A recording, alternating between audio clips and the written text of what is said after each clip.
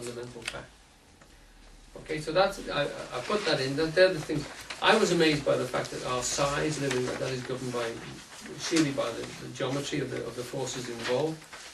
And he leads on to say that the size of the universe, the age of the universe, is quite specific for us to have even occurred in the first place. So that when Hubble talks about the fact that 3.5 billion years ago, which is an awful lot of circuits of the sun, of the Earth around the sun, 3.5 billion years ago, life was present in terms of microbe form on the planet. The other thing which, I mean, you may have remembered, when I was a kid, there was a big thing, when I was at school even, that we were told that forms of life had generated themselves out of a chemical soup, and that the scientists were working upon this. Now that was back in the 60s. As far as I could find out, they've never yet managed to create life from a chemical soup. They've tried a lot. In fact, one of the scientists is quoted as saying, even when we put cells in a test tube and puncture them and let the chemicals out, we can't put them back together.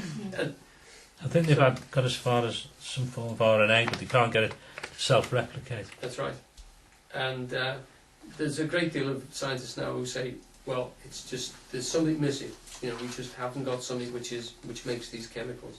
But we're talking about lots and lots of stages. We're talking, you know, that carbon combination. We're talking about that type of minuscule atomic sort of connections which have to be made, and that we haven't got as close to that yet. Isn't the point, though, Alan, that none of this contradicts Dawkins, really, does it? No. I mean, what he seems to be saying is that large numbers of people on the planet believe that if they do enough genuflexing and cringing, that there's a statistical chance that Daddy, who's got cancer, will be relieved of it by a great big finger that sort of metaphysically comes in and sparks. Yeah. I'm being deliberately. That surprises me, Bobby. It's just what we've got an astounding number of coincidences, which, and it's not too difficult to go, well, there must be some form of order here, and that much must come from some form of, let's call it intelligence, for the sake of argument. But it's a hell of a long way from that to a personal God and a redemptive God. Exactly, it is. And I think the one that Dawkins is arguing about is the God of the Jews, the Christians, the Muslims, and Hindus, and with a funny name and a particular kind of uniform on and rules and. Yeah, I mean, and I think most people here, if you read Dawkins, you go along with him. You find yourself nodding with him and laughing with him. I mean, it's an interesting book. It isn't just a dry read, and it isn't just a diatribe. And he is married to Doctor Who's assistant. Is he? Don't ever think. Oh yes. Oh, really? No, yes. His wife was the second or third assistant. Well, I mean, that's why Thrine's not sorcery, Sarah Jane. It's all that. Yeah. Right, this is the one apparently which does get up Dawkins' nose, and actually this guy Paul Davis, if you go on YouTube, there's a lovely little, you can only put, as you know, because you've all looked at my site on YouTube, I know, you can only put 10 minutes on.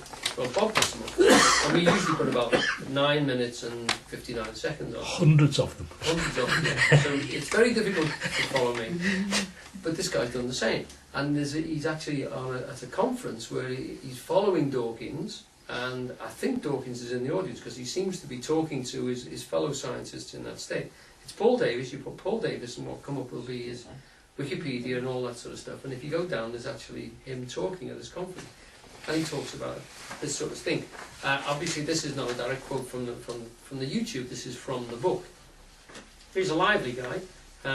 It's interesting, and he starts off by saying, he teaches in England and in Australia as well as in America, and he says that it seems to be a specific American attitude that he reckons that Britain and Australia are post-religious, in that it's really just for weddings and funerals.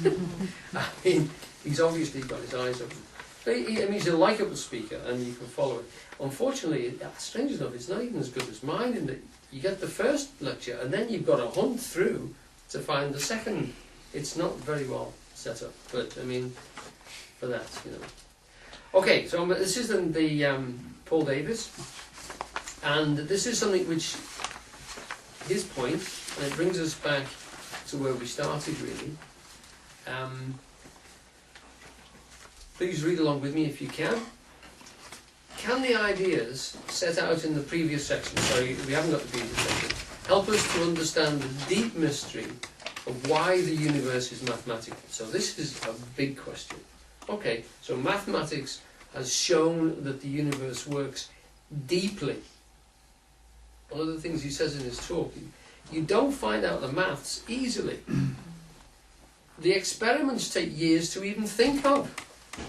And then you've got to do maths and invent formulas which are so complex that most people cannot follow them. You have to be taught to be able to follow these. You know, the maths are extremely complicated. So these mathematical formulas which describe the universe are extremely complex. They're not easy, they're not apparent. In chapter 1 wrote the hidden subtext of nature.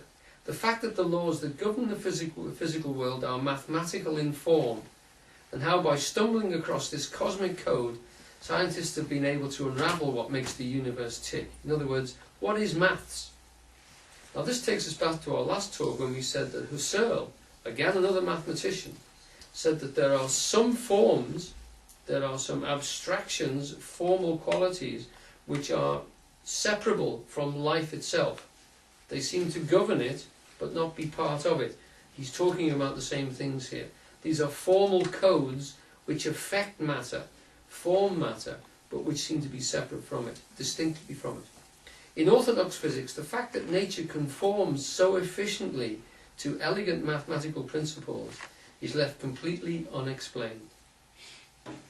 Physicists are obliged to assume the existence of two separate realms: the Platonic world of perfect mathematical objects and relationships lying outside the physical universe, and the world of space, time and physical objects.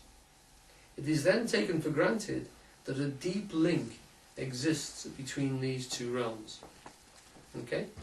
Now when we did this last time, we had the Sankhya separation, which is that Buddhi, Christos, or Logos, is this level of Platonic forms in which formula exists which govern the everyday mental objects of common sense. That we can refer to these things and use logical formulations to explain them on a simple level, but also on an extremely complex level. The maths that these guys are talking about is arcane. You know, it is really complicated stuff. And it's been heavily helped now by the use of computers, because a lot of these calculations were humanly impossible. They weren't humanly impossible, it would just have taken so long that it was virtually impossible. And I'm going to leave it there while we have a cup of tea.